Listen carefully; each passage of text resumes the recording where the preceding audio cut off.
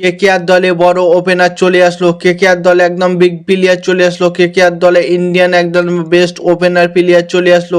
KKR দলে জয়সওয়াল না হলে কেএল রাহুল, এই দুটো প্লেয়ারের মধ্যে একটা প্লেয়ার কনফার্ম চলে আসবে।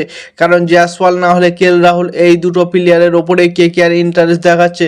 কিন্তু এই দুটো প্লেয়ারের মধ্যে একটা প্লেয়ার কেকেআর দলে কনফার্ম চলে আসছে। রাজস্থান থেকে চেয়েছে জয়সওয়ালকে চাওয়ার পরিবর্তনে রাজস্থান চেয়েছে যে কলকাতা নাইট রাইডার্স দল থেকে হর্ষিত রানা এবং রমনদীপ সিংকে দাও। সেই ক্ষেত্রে কলকাতা ম্যানেজমেন্ট একটু ইফেক্টিভ হয়েছে, কারণ হর্ষিত রানাকে দিতে তারা চাইছে না।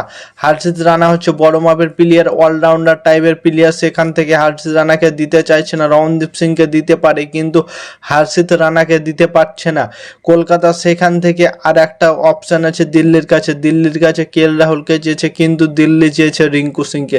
সেখান থেকে রিঙ্কু সিংও কলকাতার জন্য ইমোশন এবং কিছু করার নেই।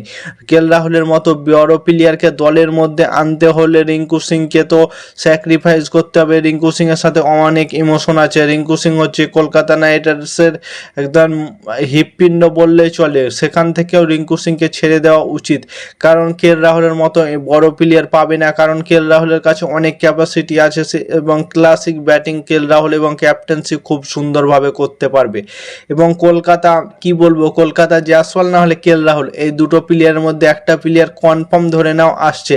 কারণ কলকাতা দুটো প্লেয়ারের ওপরেই চাপ দিচ্ছে, যে কোনো একটা প্লেয়ার চলে আসবে। আমার মনে হচ্ছে জয়সওয়াল আসতে পারে, জয়সওয়ালের চান্সটা বেশি, কারণ জয়সওয়ালকে দেখবে অন্য প্লেয়াররা রাহানে বৈভব আরোরা এদেরকে দিয়েও হলে দরকার হলে আনতে পারে কলকাতা বলেছে বৈভব আরোরা, আজিমকে রাহানে, তারপরে হচ্ছে রমনদীপ সিং, এই তিনটে প্লেয়ারের পরিবর্তনে তোমরা জয়সওয়ালকে দাও।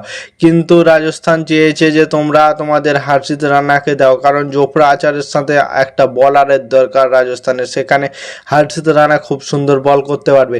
কিন্তু যদি রাজস্থান রাজি হয়ে যায় আজিমকে রাহানে, বৈভব আরোরা এবং রমনদীপ সিংয়ের পরিবর্তনে, তো কনফার্ম এই ডিলটা হয়ে যাবে। কারণ রাজস্থান যদি রাজি হয়ে থাকে তো কোনো নেই, কারণ কলকাতা নাইট রাইডার্স ইজিলিভাবে দিতে চাইছে।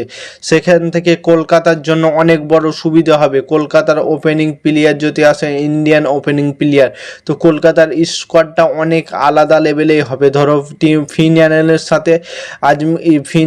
সাথে জয়সওয়াল ওপেনিং করবে, কনফার্ম ধরো হয়ে গেলে জয়সওয়াল ওপেনিং করবে। 3 নম্বরে অ্যাঙ্কার ইনিংস খেলার জন্য রঘুবংশী, 4 নম্বরে আসবে মানিশ পান্ডে, 5 নম্বরে রিঙ্কু সিং, 6 নম্বরে হর্ষিত রানা, 7 নম্বর হর্ষিত রানাকে 6 নম্বরে না রাখলেও হবে, 7 নম্বরে রাখো অনুকূল রয়, 8 নম্বরে সুনীল নারায়ণ, 9 নম্বরে রাখো হর্ষিত রানাকে। 9 নাম্বার অব দ্য ব্যাটিং থাকবে কলকাতার কাছে।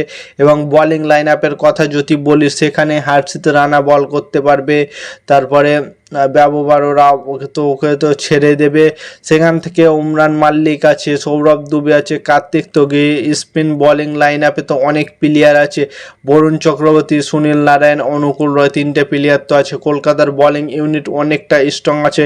এবং আকাশদীপের কথা ভুলে গেলে হবে না, আকাশদীপ একটা অলরাউন্ডার প্লেয়ার এবং কলকাতা নাইট রাইডার্স দলে আকাশদীপ আছে। আকাশদীপকে কলকাতা নাইট রাইডার্স এখনও ছাড়েনি, এখনও কলকাতা নাইট রাইডার্স দলে আছে। চোটের জন্য খালি 2026 IPL খেলতে পারেনি আকাশদীপ। কলকাতার জন্য যদি জয়সওয়াল আসে তাহলে একটা সুবিধা হবে, এবং কেএল রাহুল আসলে আর একটু সুবিধা হবে। কেএল রাহুল এলে ক্যাপ্টেন্সিটা পাবে, জয়সওয়াল ক্যাপ্টেন্সি করার জন্য অনেক ইন্টারেস্ট দেখাচ্ছে। কলকাতায় যদি জয়সওয়াল আসে তো আমার মনে হয় ক্যাপ্টেন্সি দিতে পারবে, কারণ জয়সওয়াল কত দুর্দর্শ মেজাজে খেলে তোমরা তো সবাই জানো। 2022-23 কেমন ইনিংস খেলছিল জয়সওয়াল, সে 13 বলে 50 রান করেছিল, যেটা আজ বৈভব সূর্যবংশী করে দেখাচ্ছে, সেটা আগেই করিয়ে দেখিয়েছিল জয়সওয়াল। তোমাদের কি মতামত কমেন্ট করে জানাও, জয়সওয়াল না কেএল রাহুল, কোন প্লেয়ারকে কে জার্সিতে দেখতে চাও? এবং ক্রিকেটের নতুন আপডেট পেতে চ্যানেলটাকে সাবস্ক্রাইব এবং ফলো করতে ভুলো না। ততক্ষণের জন্য টাটা, বাই বাই, জয় হিন্দ।